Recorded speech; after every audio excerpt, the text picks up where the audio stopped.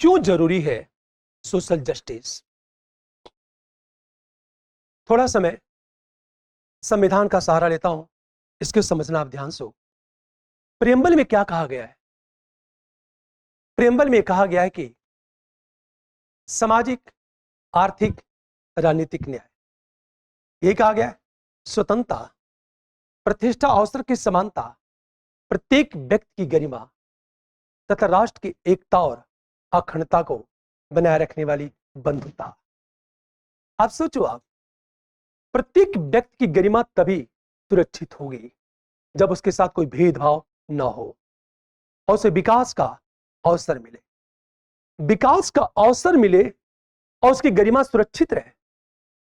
सारी बातें, ये चीज प्रियम्बल का आदर्श है। प्रियम्बल में जो लिखे हुए आदर्श या उद्देश्य है, प्रत्येक व्यक्ति गरिमा, हमेशा ध्यान दो, और गरिमा तभी सुरक्षित रहेगी जब उसके साथ भेदभाव ना हो, और भेदभाव तभी नहीं होगा जब सोशल जस्टिस होगा। इसका मतलब यह कि प्रियम्बल में उल्लिखित आदर्शों को मूर्त रूप देने के लिए सामाजिक न्याय जरूरी है। इसे देखा होगा, प्रियम्बल में जो कहा गया है, सबसे ऊपर क्या लिखा हुआ है? सामाजिक, आर्थिक, राजनीतिक न्याय। याद रखना है, सामाजिक, आर्थिक और राजनीतिक न्याय, ये जो शब्द है ना, और शब्दों का सीक्वेंस देखो जरा। आखिर ये शब्द एक विशेष जगह है, इसको दूसरे स्थान में क्यों नहीं रखा गया? और प्रियम्बल पर डिबेट हुआ कई दिन तक, किस शब्द को कहां रखा जाए। अब सोचो, ये आदर्श है और सीधे कहा गया है कि प्रत्येक व्यक्ति गरिमा तथा राष्ट्र की एकता और अखंडता को बनाए रखने के लिए बंधुता। अंत में कहा गया, हम संविधान को अंगीकृत, अधिनियमित और आत्मार्पित करते हैं। आत्मार्पित शब्द है, मतलब हम अपनी आत्मा को अर्पित करते हैं, और जब हम अपनी आत्मा को अर्पित करेंगे तो वह पवित्र दस्तावेज बन जाएगा, जिससे कुरान और बाइबिल है। यदि आप संविधान पर चोट करोगे तो मेरी आत्मा पर चोट लगेगी, और आत्मा पर चोट पहुंची तो हम बगावत कर देंगे। इसलिए जब आप वार्ता करोगे तो संविधान के दायरे में रहकर वार्ता करोगे। क्यों? क्योंकि हमने अपनी आत्मा संविधान को अर्पित कर दी है।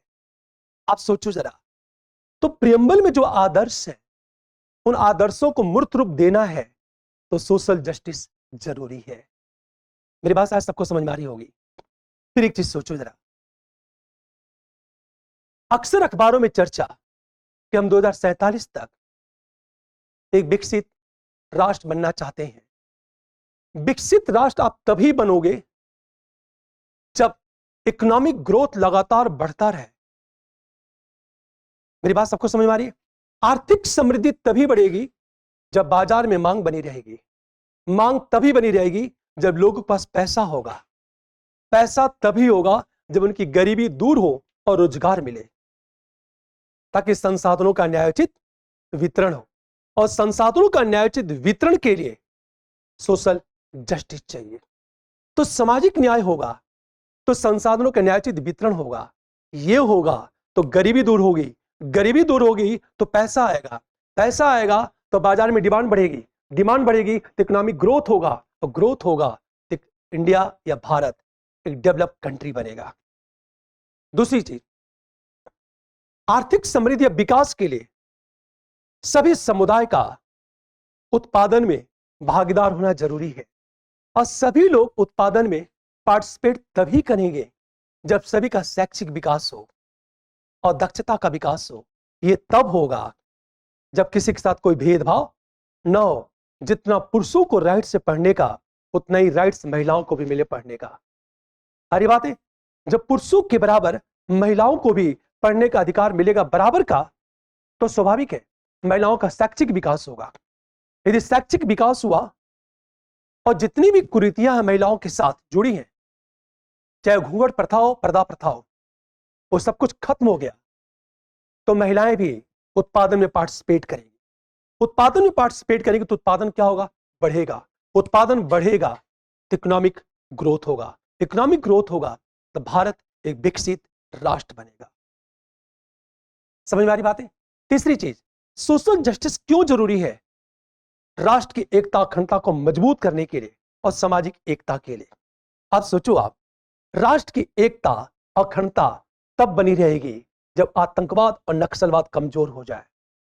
आतंकवाद और नक्सलवाद तब कमजोर होगा जब संसाधनों का न्यायोचित वितरण हो।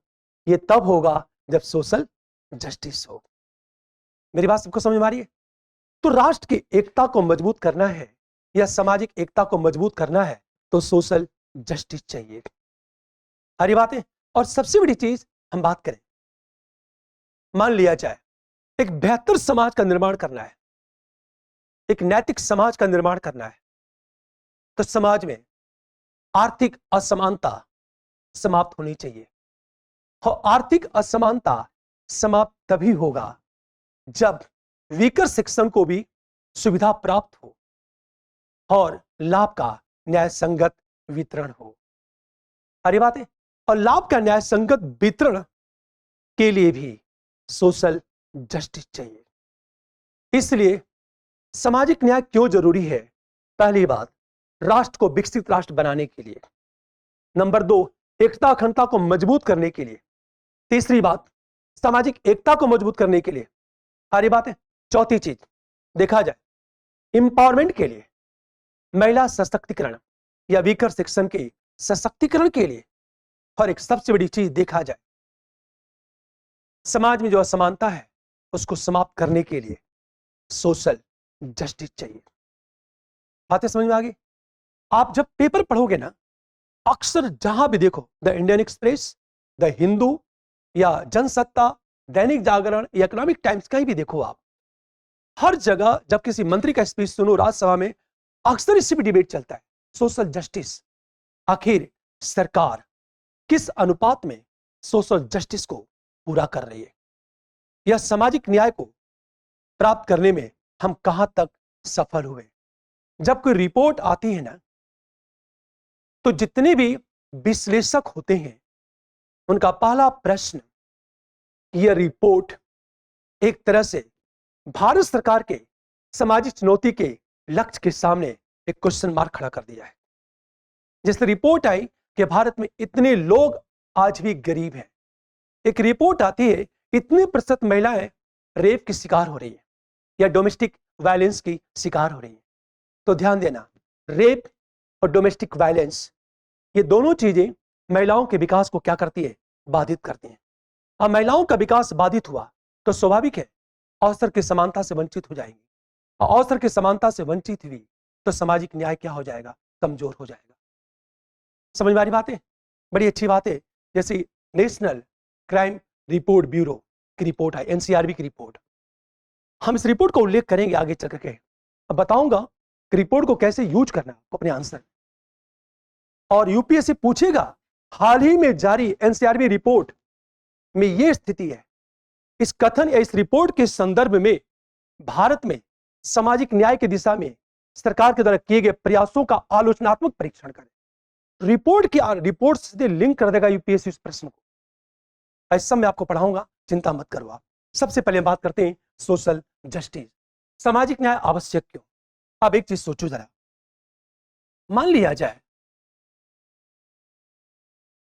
सामाजिक न्याय की बात करें हम लोग, यदि सामाजिक न्याय होगा, सोशल यदि जस्टिस हुआ, तो स्वाभाविक है जाति, धर्म, क्षेत्र एवं लैंगिक आधार पर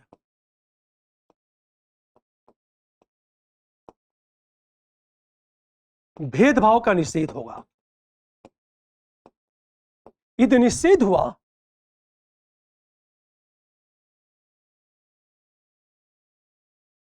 पर भेदभाव का निषेध, यदि निषेध होगा तो वंचित वर्ग में कौन है?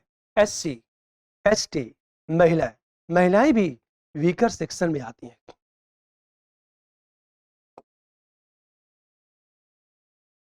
वंचित वर्ग को विकास का अवसर,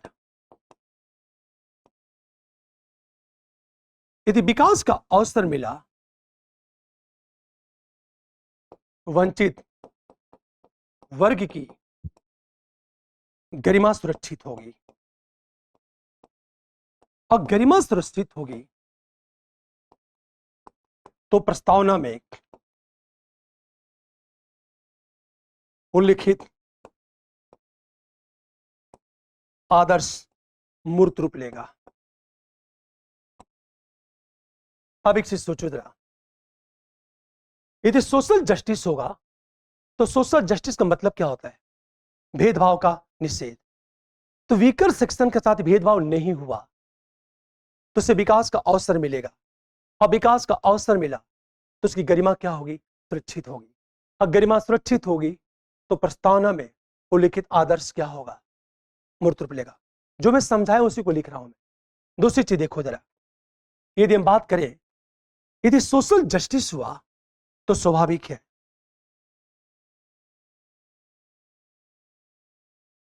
लैंगिक आधार पर भेदभाव का निषेध, और भेदभाव का यदि निषेध होगा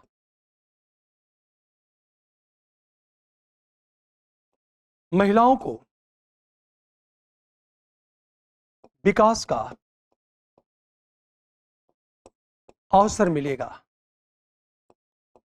और विकास का अवसर मिला तो महिला सशक्तिकरण होगा। इसका मतलब है यदि वीमेन इंपावरमेंट करना है तो यह जरूरी है। तीसरी चीज, यदि सोशल जस्टिस हुआ तो संसाधनों का न्यायोचित वितरण होगा।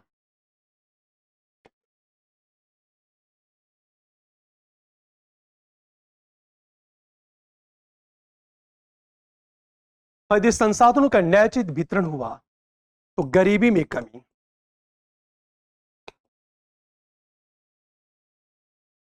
यदि गरीबी में कमी आएगी तो नक्सलवाद कमजोर, नक्सलवाद कमजोर होगा, आंतरिक सुरक्षा क्या होगी? मजबूत। यदि आंतरिक सुरक्षा मजबूत हुई तो राष्ट्रीय एकता मजबूत।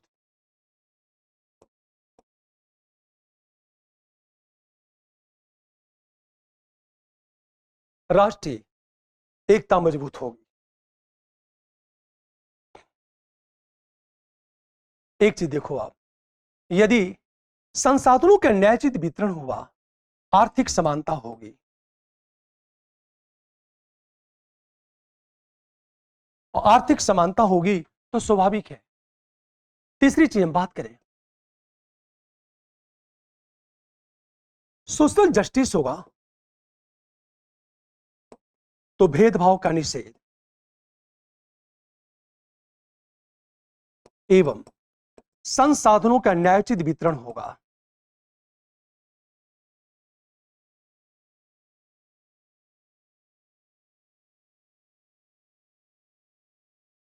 यदि न्यायोचित वितरण हुआ तो स्वाभाविक है सभी समुदायों का विकास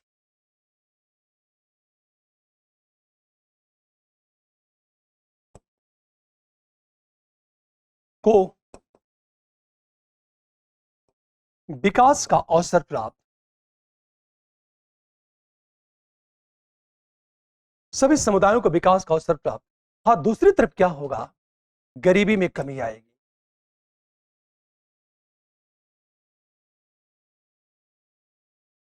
सभी समुदायों को विकास का अवसर प्राप्त हुआ तो स्वाभाविक है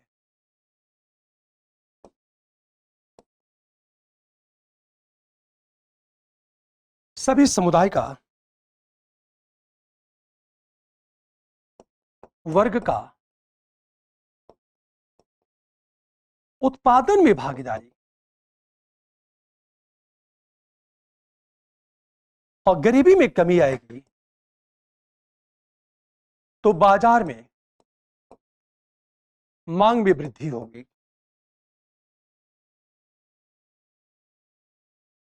अब यदि ऐसा हुआ तो उत्पादन में वृद्धि होगी, और बाजार में मांग में वृद्धि हुई तो निवेश एवं औद्योगिकरण बढ़ेगा।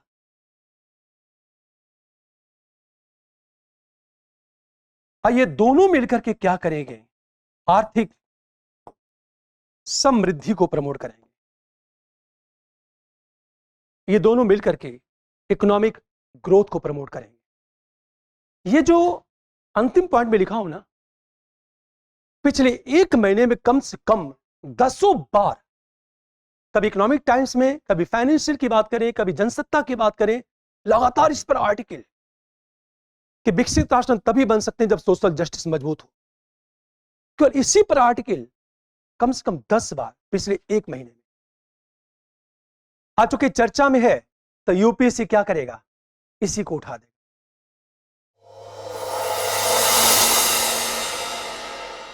अब एग्जाम की तैयारी को और बेहतर करने के लिए हमारे चैनल को लाइक, शेयर और सब्सक्राइब करना ना भूलें।